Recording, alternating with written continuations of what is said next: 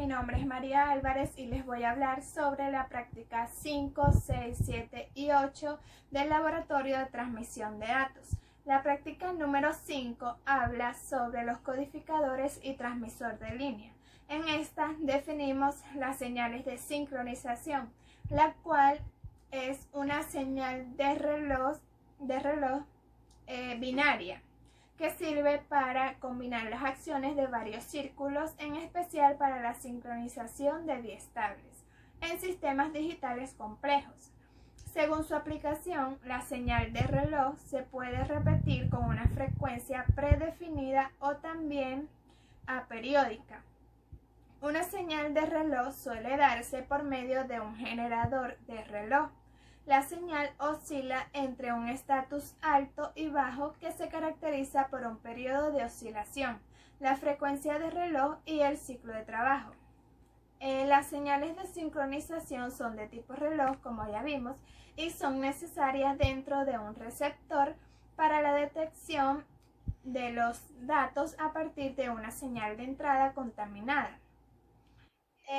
Estas señales de reloj tienen una precisa relación de frecuencia y fase respecto a la señal de entrada recibida y se retrasan en comparación a las señales de reloj en el transmisor debido a que existe un retraso de propagación a través del canal. Los codificadores CMI son un código en línea en banda base, cuyo objetivo, al igual que otros códigos de líneas, es mínima componente continua, máximo número de cambios de nivel, mínima frecuencia o ancho de banda para una velocidad de bits, detección y corrección de errores. El bit 0 en este codificador se codifica con un cambio de polaridad negativa a positiva en la mitad del intervalo del bit. El bit 1 se codifica con polaridad positiva y negativa alternativamente y sin transición en la mitad del intervalo. Este código anula la componente continua. La inserción de reloj de sincronismo en los ceros mediante la transición de la señal entre dos niveles o estados opuestos hace que su velocidad de línea sea el doble del régimen binario. Este código se utiliza en el multiplex de 140 MB por segundo de la interfaz G707 de la jerarquía digital plesiócrona. Los transmisores de línea se utilizan para transmitir señales a lo largo de las líneas de transmisión de datos, trabajando en conjunto con los receptores de línea. Son un tipo de circuito integrado que se utilizan para interconectar dos sistemas o dispositivos a una distancia determinada. Los codificadores HDB3 son un código binario basado en el código AMI, usando una de sus características principales, que es invertir la polaridad de los unos para eliminar la componente continua.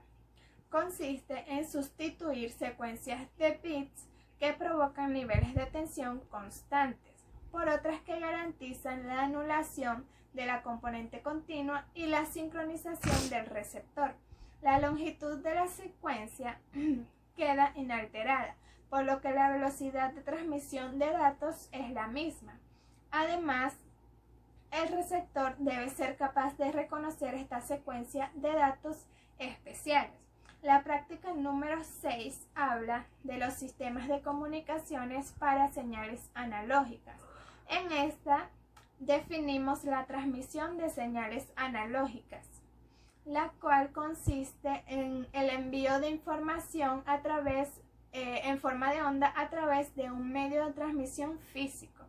Los datos se transmiten a través de una onda portadora, cuyo único objetivo es transportar datos modificando una de sus características, ya sea amplitud, fase o frecuencia. Por este motivo, la transmisión analógica es generalmente denominada transmisión de modulación de la onda portadora. Se definen tres tipos de transmisión analógica según el parámetro de la onda portadora que varía.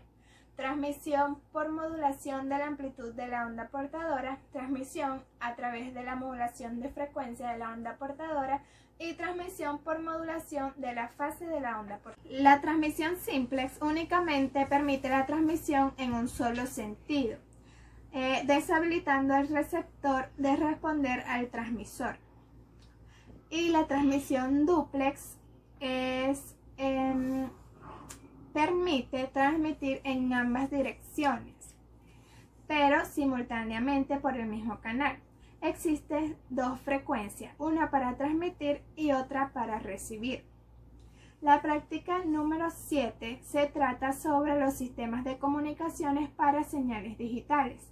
En esta definimos la transmisión de señales digitales, la cual es la transferencia física de datos por un canal de comunicación punto a punto o punto multipunto.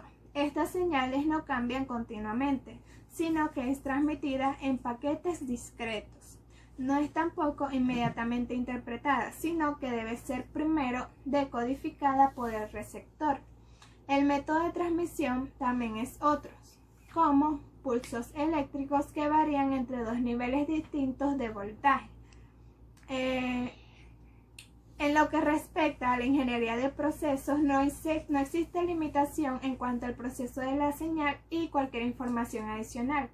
En la interfaz RS-232 se transmiten consecutivamente cada uno de los bits de datos de un signo como estado de tensión a través de una línea de transmisión o de recepción. Un 1 lógico corresponde aquí a un nivel de tensión negativo de menos 15 a menos 3 voltios. Un 0 lógico, por el contrario, a un nivel de tensión de positivo de más 3 a más 15 voltios, referido a la masa común de señales. El transmisor de datos tiene que generar bajo carga un nivel mínimo de más o menos 5 voltios, mientras que el receptor todavía conoce como señal válida niveles de más o menos 3 voltios. La carga ohmia permitida tiene que ser mayor a 3 kiloohmios. La carga capacitiva ocasionada por la línea de transmisión está limitada a 2500 picofaradios. La tecnología TTL es una tecnología de construcción de circuitos electrónicos digitales. En los componentes fabricados con tecnología TTL, RS, Por último, la práctica 8 habla sobre las medidas de la tasa de error. Durante un intervalo de tiempo especificado, la tasa de error de bit es el número de veces que una transmisión ha sido modificado por la interferencia, ruido, errores de sincronización de bit, fluctuación de fase o distorsión. El número de errores en ese intervalo de tiempo se compara entonces con el número total de bits transmitidos, a su vez con el porcentaje de errores. Como tal, la tasa de error de bit es una relación de rendimiento de la red para las transmisiones digitales a través de enlace de datos de radio, Ethernet o redes de datos de fibra óptica. Gracias.